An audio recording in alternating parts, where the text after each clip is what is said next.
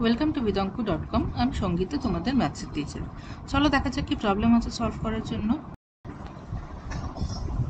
কোনো মূলধনের 2 বছরের সরল সুদ ও চক্রবৃদ্ধি সুদ যথাক্রমে 8,400 টাকা এবং 8,652 টাকা হলে মূলধন ও বার্ষিক সুদের হার হিসাব করে লিখি। ওকে, তো তাহলে আমাদের দেওয়া নেই আসল কত, তো ধরি আসল ইকুয়ালস টু পি, আর সুদের হারও দেওয়া নেই, তো ধরে নিই সুদের হার ইকুয়ালস টু R%। তাহলে প্রথমে আমরা সরল সুদ নির্ণয় করি। তো সরল সুদ তার ফর্মুলা কি হবে? P R T by 100। ঠিক আছে, তো পি আমাদের জানা নেই, আরও জানা নেই। টি হচ্ছে সময় দেখো দেওয়া আছে 2 বছর। ঠিক আছে, তো টি হচ্ছে সময়, যেটা দেওয়া আছে 2 বছর, তো ইন্টু 2 ডিভাইডেড বাই 100। ওকে, তো এটা ক্যান্সেল করলাম, 50 হলো, তো এটা দাঁড়ালো পি আর বাই 50। ফাইন। এবারে দেখো দেওয়া আছে যে সরল সুদ হচ্ছে 8,400 টাকা, তো আমরা বলতে পারি যে P R by 50 is equal to 8,400 টাকা। ঠিক আছে, তো তাহলে P R is equal to 8400 into 50। তো এটা যদি আমরা গুণ করি তাহলে আসবে আমাদের 42 আর 1 2 3 4 চারটে শূন্য। ঠিক আছে, তো এটা দেখো P R is equal to পেলাম 42 আর চারটে শূন্য। ঠিক আছে, তো এটা হলো। এবারে দেখো আমরা চক্রবৃদ্ধি সুদ নির্ণয় করব।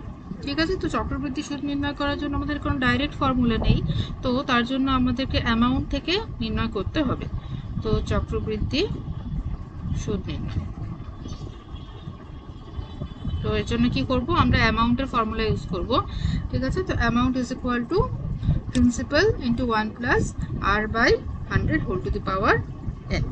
ঠিক আছে, তো amount is equal to P into 1 plus R by 100 whole to the power n, যেখানে পি হচ্ছে প্রিন্সিপাল, আর হচ্ছে রেট অফ ইন্টারেস্ট, আর এন এখানে হচ্ছে সময়। ঠিক আছে, এন হচ্ছে সময়, যেটা হচ্ছে 2 বছর।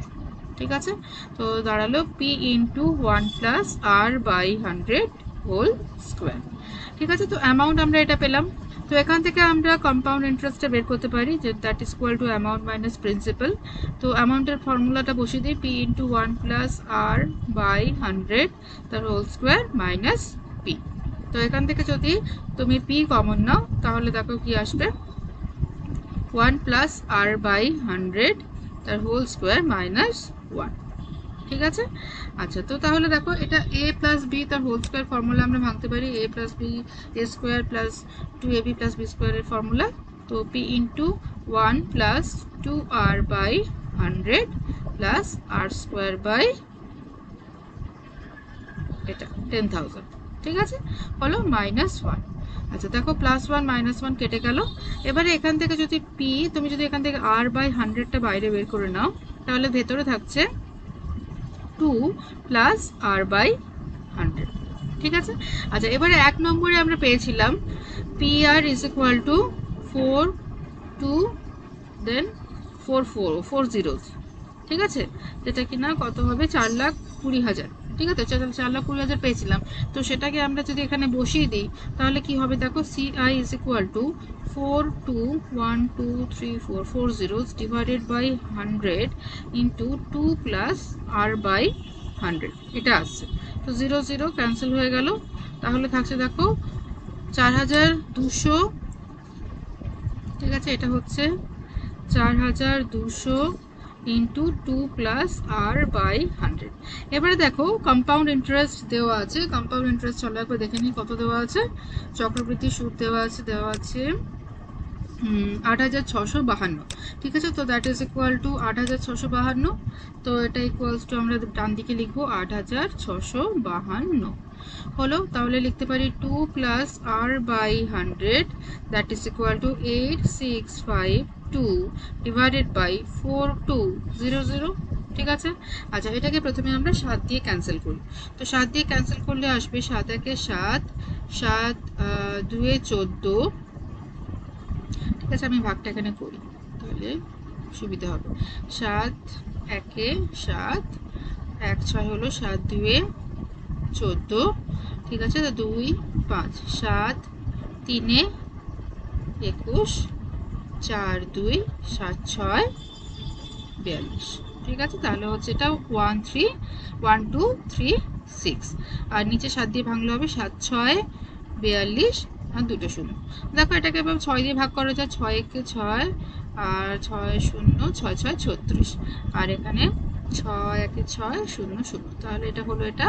আচ্ছা এটাকে আবার যদি আমরা, এটা হবে 6 2 12, ঠিক আছে, এটা 2 হবে, 2 6 2 12 0 6 6 36, তাহলে 206 হলো, আর নিচে 100 হচ্ছে।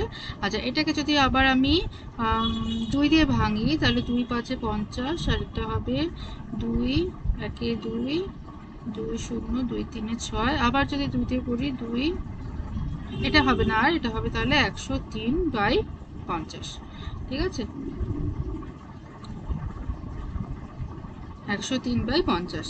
তাহলে কি হচ্ছে দেখো, তাহলে 2 + r/100, ঠিক আছে, 2 + r/100 = পেলাম 103/50, ঠিক আছে। তাহলে r/100 হবে 103/50 - 2, so that is equal two 50 এখানে নিলাম, তাহলে 103 - 100, দ্যাট ইজ ইকুয়াল টু 3/50 হলো।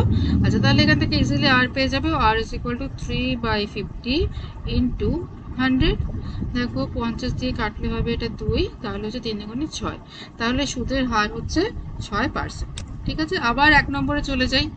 তো 1 নম্বরে r ইজ ইকুয়াল টু 6 বসিয়ে পাই, ঠিক আছে। PR পেয়েছিলাম 4 2 0 0 0 0, তো আর পেয়েছি 6, তাহলে P ইজ ইকুয়াল টু হবে 4 2 0 0 0 0 ডিভাইডেড বাই 6, তাহলে 6 7 42, আর 1 2 3 4 4টে শূন্য, তার মানে হচ্ছে 70,000 টাকা, ঠিক আছে। তাহলে আসল কি দাঁড়ালো, আসল হলো 70,000 টাকা, আর সুদের হার কত পেয়েছি, সুদের হার হচ্ছে 6%। So this is our answer. Thank you for watching বিতর্ক.com। অঙ্কের আরও প্রবলেম এবং সলিউশনের জন্য আমাদের ওয়েবসাইট অবশ্যই ব্রাউজ করুন।